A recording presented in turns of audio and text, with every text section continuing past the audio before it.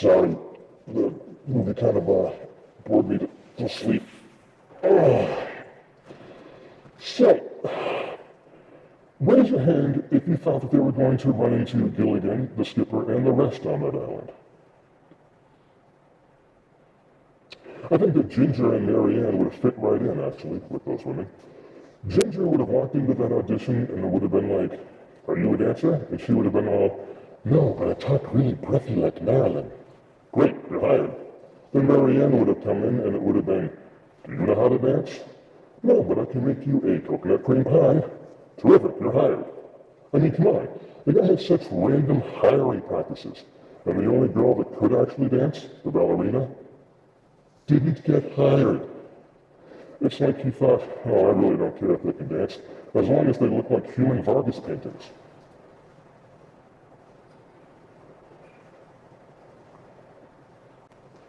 That's not the only thing that bugged me about this movie. You see what I did there? Bug, spiders.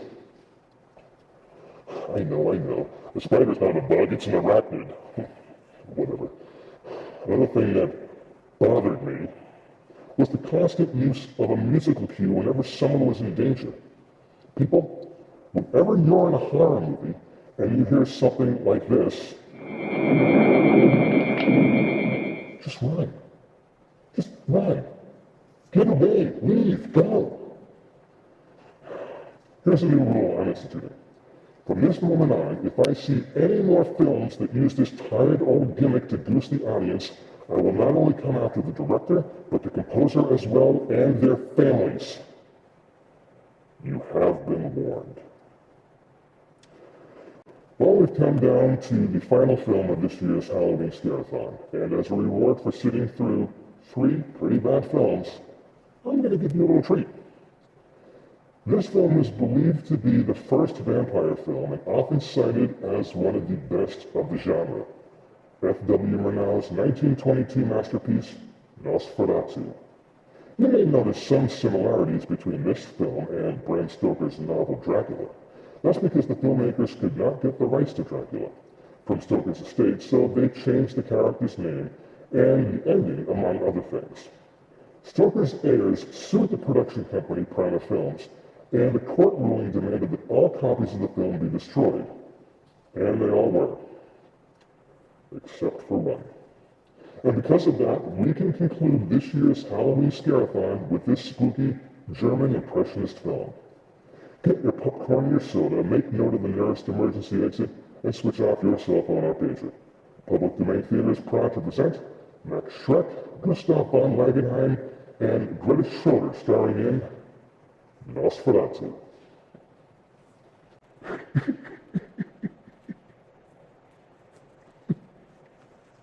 I'm sorry.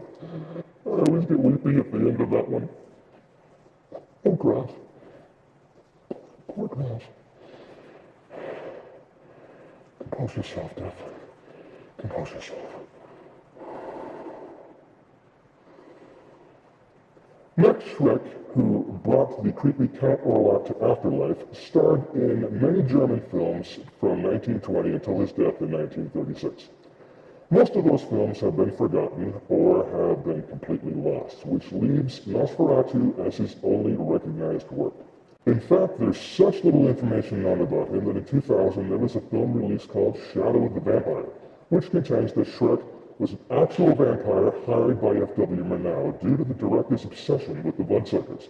The film starred John Malkovich as F.W. Murnau, Eddie Izzard as Gustav von Langenheim, quite possibly the worst actor since the advent of film, Catherine McCormick as Greta Schroeder, and Willem Dafoe as Max Schreck.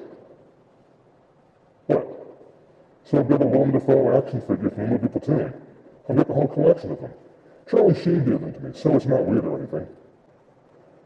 Well, that about does it for me. I really enjoyed hosting Public Domain Theater's second annual Halloween Scare-A-Thon. Your regular host, Paul Fish, will be back soon with an all-new season of craptacular films for your viewing pleasure. Until then, this is Death saying, Happy Halloween! And I'm coming for all of you.